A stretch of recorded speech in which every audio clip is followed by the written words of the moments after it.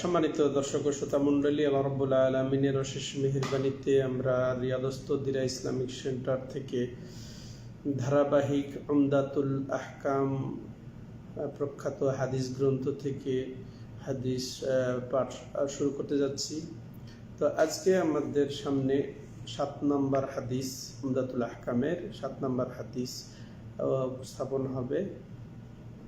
আর সেটি হচ্ছে আন হুমরানা মাওলা উসমান ইবনে আফফান রাদিয়াল্লাহু আনহু আন্না রান উসমান রাদিয়াল্লাহু আন দা বিওয়াদুইন ফাআফরাগা আলা ইয়াদাইহি মিন ইনাইহি فغسلهما 3 مرات ثم أدخل يمينه في الوضوء ثم تمضمض واستنشق واستنثر ثم غسل وجهه 3 ويديه إلى المرفقين 3 ثم مسح برأسه ثم غسل كلتا رجليه 3 ثم قال رأيت النبي صلى الله عليه وسلم يتوضأ نحو وضوئي هذا وقال من توضأ نحو وضوئي هذا ثم صلى ركعتين لا يحدث فيهما نفسه غفر له ما تقدم من ذنبه। হাদিসটি আমরা জানি যে বুখারী মুসলিমে বর্ণিত হাদিস। তো হাদিসের আমরা নিয়মতান্ত্রিক আগে সরল অর্থ শুনব, এরপর সংক্ষিপ্ত ব্যাখ্যায় যাব। তো হুমরান ইনি উসমান রাদিয়াল্লাহু তাআলা আনহুর গোলাম ছিলেন। হুমরান ইবনে আবান আন-নুমাইরি। তো ইনি বর্ণনা করছেন যে তিনি উসমান রাদিয়াল্লাহু তাআলা আনহুকে দেখেছেন যে তিনি ওযুর জন্য পানি নিয়ে আসতে বলেছেন। ফাআফরাগা আলা ইয়াদাইহি মিন ইনাইহি, তো ওই পানির পাত্র থেকে তিনি তার হাতে পানি ঢেলে নিলেন। ফাগাসালাহুমা 3 মাররাত, এরপরে তার উভয় হাতকে 3 বার ধৌত করলেন। থুম্মা আদখালা বিয়ামিনিহি ফিল ওয়াদু, এরপরে তিনি পানির পাত্রে তার হাত দুটি ঢুকালেন, প্রবেশ করালেন। থুম্মা তামাদমাদা ওয়াস্তানশাক ওয়াস্তানসার, এরপরে ওসমান রাদিয়াল্লাহু তাআলা আনহু কুলি করলেন যথাযথভাবে। ওয়াস্তানশাক, এবং নাকে পানি দিলেন এবং নাক ঝেড়ে ফেললেন। তো আমরা এই বিষয়ে ইতিপূর্বে হাদিসে শুনেছি যে নাকে পানি দেওয়া এবং মুখে পানি দেওয়া, এটা এক চুল্লু পানিতে মুখে এবং নাকে পানি দেওয়াটাই হচ্ছে অগ্রাধিকার প্রাপ্ত মত, এবং নাক ঝেড়ে ফেলা। তো তিনি এই কাজটা করেছেন যে তিনি কুলি করেছেন, নাকে পানি দিয়েছেন এবং নাক ঝেড়ে ফেলেছেন। সুম্মা গাসালা ওয়াজহাহু 3। তো এখান থেকে এই যে এগুলা সুন্নত ছিল, আবার ওটা ওয়াজিবর অন্তর্ভুক্ত। এরপরে কোরআনে বর্ণিত যে 4টি অঙ্গ প্রত্যঙ্গ ধোয়া এবং মাসা করা, সেটা বর্ণিত হয়েছে এখানে যে সুম্মা গাসালা ওয়াজহাহু 3, এরপরে তার চেহারাকে 3 বার ধৌত করলেন। ওয়াইয়াদাইহি ইলাল মিরফাকাইনি 3, এবং তার উভয় হাতকে কোনই পর্যন্ত 3 বার ধৌত করলেন। থুম্মা মাসাহা বিরাসিহি, এরপরে তার মাথা মাসাহ করলেন। চতুর্থত সুম্মা গাসালা কিলতা রিজলাইহি 3, এরপর তার উভয় পা 3 বার ধৌত করলেন। সুম্মা কল, এরপরে উসমান রাদিয়াল্লাহু তাআলা আনহু বলছেন রাআইতুন নবী সাল্লাল্লাহু আলাইহি ওয়াসাল্লাম ইয়াতাওয়াদ্দাউ নাহওয়া উযুই হাদা, আমি রাসূলুল্লাহ নবী সাল্লাল্লাহু আলাইহি সাল্লামকে এই ধরনের ওযু করতে দেখেছি, এভাবেই ওযু করতে, আমার এই ওযুর মতো ওযু করতে দেখেছি। অকল, আর তিনি বলেছেন নবী সাল্লাল্লাহু আলাইহি সাল্লাম এইভাবে ওযু করে কি বলেছেন সেটাও আমি বলি যে নবী সাল্লাল্লাহু আলাইহি সাল্লাম বলেছেন মান তাওয়াদ্দা নাহওয়া উযুই হাদা, যে ব্যক্তি আমার এই ওযুর মতো ওযু করলো, সুম্মা সাল্লা রাকাতাইন, তারপরে এই ওযু করার পরে 2 রাকাত সালাত আদায় করলো, লা ইউহাদ্দিসু ফীহিমা নাফসাহু, এবং সে নিজের অন্তরে কোনো রকমের কুমন্ত্রণা জাগালো না, তার মনে কোনো কিছু জাগলো না, অন্য কথাবার্তা চিন্তা ভাবনা এগুলা তার অন্তরে জাগালো না।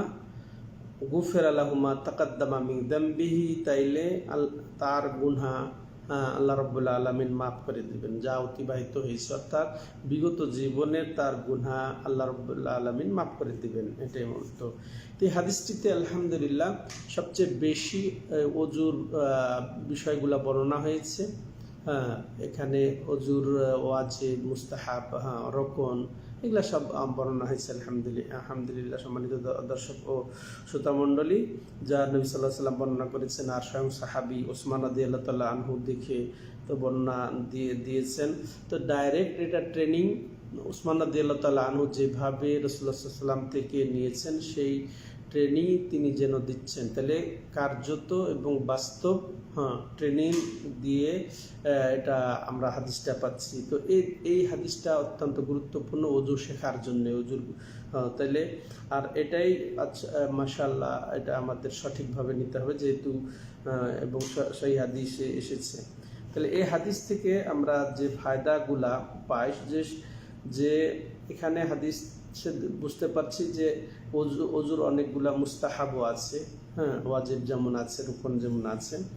তো এখানে বুঝতে পারছি যে প্রথমেই তিনি ওই যে পানপাত্র থেকে পানি নিজ হাতে ঢেলে নিলেন, তাহলে দুই হাত এইভাবে ঢেলে, দুই হাতে পানি ঢেলে ধোয়া, এটা তাহলে সুন্নাত, এখানে বুঝলাম এটা মুস্তাহাব হিসেবে আমরা ধৌত করব। এরপরে আরো যেটা বুঝলাম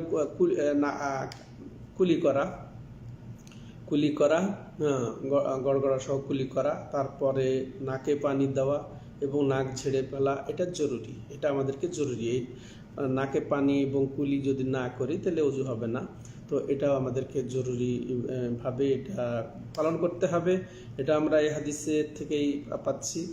তেমনই ভাবে উভয় হাত কোনই পর্যন্ত, কোনই সহ, কোনই এটা সহ ধুতে হবে, কোনের আগ পর্যন্ত না, বরং কোনই ওপর পর্যন্ত আমাদেরকে ধুতে হবে, মানে কোনই ধোয়ার অন্তর্ভুক্ত হবে। সম্মানিত দর্শক ও শ্রোতা মণ্ডলী, তেমনইভাবে মাথা মাসে করার আমরা এইখানে বিধান পেলাম।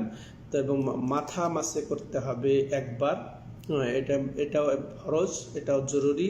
এবং সেটা কোত্থেকে, এই যে চুল গজানো, মাথা যাদের চুল নেই সেটা আলাদা কথা, কিন্তু সাধারণত যেখানে চুল গজায় সেখান থেকে পিছনে নিয়ে যে আবার সেদিক থেকে নিয়ে আসা, সেই মাথা মাসে করা, এটা আমরা পেলাম। সম্মানিত দর্শক ও শ্রোতা মণ্ডলী, তবে মাথা ধৌত করা এটা বিধান নয় এখানে। তাহলে আমরা মাথা মাসেহ করব। কেউ যদি ধুই ফেলে বেশি পানি দিয়ে, তাহলে ওযু হবে, কিন্তু এটা আমার ঠিক হবে না। এরপরে শেষ কাজ যেটা আমরা এই হাদিসে পেলাম সেটা হচ্ছে কি, যে দুই পা ধুয়ে ফেলা, টাকনো পর্যন্ত দুই পা ধুয়ে ফেলা। টাকনো যে নিচে পায়ের গোড়ালির পিছনের অংশ, যে টাকনো হাড্ডি, ওই হাড্ডি সহ পা ধুয়ে ফেলা।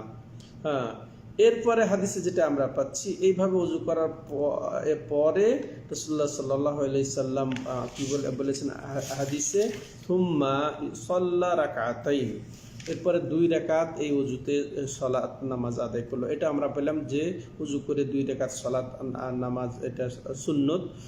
তাহলে এটা আমরা পেলাম। তার যে এই 2 রাকাত সালাত পড়বে ওযু করার পরে, তার সওয়াবও আমরা জানলাম যে আল্লাহ রাব্বুল আলামিন তার বিগত জীবনের গুনাহ খাতা মাফ করে দিবেন।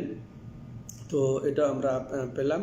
তো এখানে আবার একটা শর্ত উল্লেখ আছে, যে তবে যে মনের মধ্যে কোনো রকমের আনা যাবে না ওই নামাজে, একেবারে একাগ্র চিত্তে ইখলাসের সাথে, একেবারে অন্তরের উপস্থিতি নিয়ে, একেবারে আল্লাহর সামনে দাঁড়িয়ে আছে এইরকম মনোযোগী হয়ে যদি সালাত আদায় করা হয় ওই ওযু করে, তাহলে তার সওয়াব কি হবে আমরা জানতে পারলাম, যে তার বিগত জীবনের গুনাহগুলা মাফ হয়ে যাবে। বিগত জীবনের গুনাহ মাফ বলতে এখানে অবশ্যই ছোট গুনাহ মাফ হবে, আর বড় গুনার জন্য আলাদাভাবে যে গুনাহ হয়েছে তওবা জরুরি।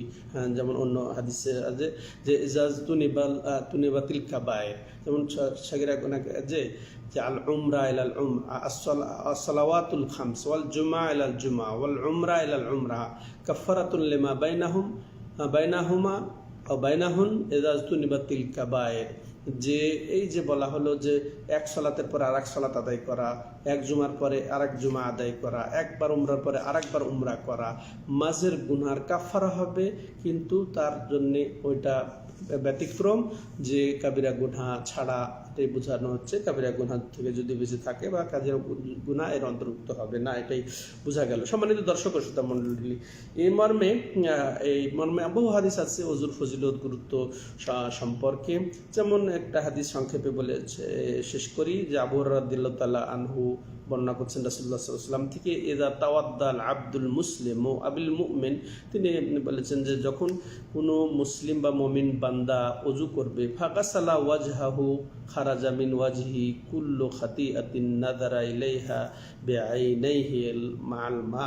সুবহানাল্লাহ, কত স্পেশাল অফার। সম্মানিত দর্শক ও শ্রোতা মণ্ডলী, আমরা শুনি যে তিনি বলছেন যে যে ব্যক্তি তার চেহারা ধৌত করবে, তাহলে তার ওই চেহারা থেকে ওই সমস্ত গুনাহ ঝরে পড়বে, হ্যাঁ, মাফ হয়ে যাবে, যেগুলা সে এই দুই চোখ দিয়ে সে দেখেছে, তো ওই পানির সাথে তার ওই গুনাহগুলা মিটে যাবে। আও মা আখেরে কাতরিল মা, বা এটাও বলেছেন যে হয়তো যার ওই যে পানির শেষ কাতরা বা শেষ যে ফোঁটা তার সাথে মিশে যাবে। ফাইদা গাসালা ইয়াদাইহি খারাজা মিন ইয়াদিহি কুল্লু খাতিআতিন কানা বাতাশাতহা ইয়াদাহু মাল মায়ে আও মা আখেরে কাতরিল মা। এরপরে তিনি বলছেন যে যখন তার উভয় হাত ধৌত করবে, তখন তার উভয় হাত থেকে তার ফোঁটায় ফোঁটায় তার গুনাহগুলা ঝুলে যাবে। সেই গুনাহগুলা যে হাত দ্বারা যে অপকর্ম করেছে, সেই হাত দ্বারা যে গুনাহ করেছে, ওই গুনাহগুলা ঝরে যাবে পানির শেষ ফোঁটার সাথে, পানির সাথে বা পানির শেষ ফোঁটার সাথে। ফাইদা, এরপরে বলছেন ফাইদা গাসালা রিজলাইহি খারাজাত কুল্লু খাতিআতিন মাশাতহা রিজলাহু মাল মাই আও মা আখিরি কাতরিল মা হাত্তা ইয়াখরুজা নাকিয়ান মিনাদ যুনুবি। আল্লাহু আকবার। অনুরূপভাবে যখন এই ওযুকারী তার উভয় পা উত্তম রূপে ধৌত করবে, তখন তার ওই পায়ের গুনাহগুলা ঝরে যাবে, হ্যাঁ, তো পানির সাথে বা পানির শেষ ফোঁটার সাথে ঝরে যাবে। ওই হেঁটে গিয়ে যে গুনাহগুলা করেছে, সে হেঁটে যে গুনাহ করেছে সেই গুনাহগুলা ঝরে যাবে, আলহামদুলিল্লাহ। তবে হ্যাঁ, এরপরে সে কি হয়ে যাবে, একেবারে পাক সাফ। তাহলে চেহারার গুনাহ যদি ঝরে যায়, হাতের গুনাহ যদি ঝরে যায়, পায়ের গুনাহ যদি ঝরে যায়, আর গুনাহ থাকলে কোথায়? থাকবে না। তবে এটা আমাদেরকে অবশ্যই বুঝতে হবে, এর দ্বারা ছোট গুনাহ উদ্দেশ্য, বড় গুনার জন্য আলাদাভাবে ক্ষমাই চাইতে হবে। এই পর্যন্তই আজকে এই ওযুর হাদিস। তো আল্লাহ রাব্বুল আলামিন আমাদেরকে যথাযথভাবে ওযু শিখে নবী সাল্লাল্লাহু আলাইহি সাল্লামের পদ্ধতিতে ওযু করার তৌফিক দান করেন, এবং ওযু করার পরে যেন আমরা 2 রাকাত সালাত অভ্যাসে পরিণত করি, তাহলে আমাদের মাশাআল্লাহ ছোট গুনাহ মাফ হয়ে যাবে। আল্লাহই তৌফিক দাতা। হাদা হুয়া ওয়া সাল্লাল্লাহু আলা নবিনা মুহাম্মদ ওয়া আলা আলিহি ওয়া সাহবিহি আজমাইন। সুবহানাকাল্লাহুম্মা বিহামদিকা আশহাদু আল্লা ইলাহা ইল্লা আনতা আস্তাগফিরুকা ওয়া আতুবু ইলাইক।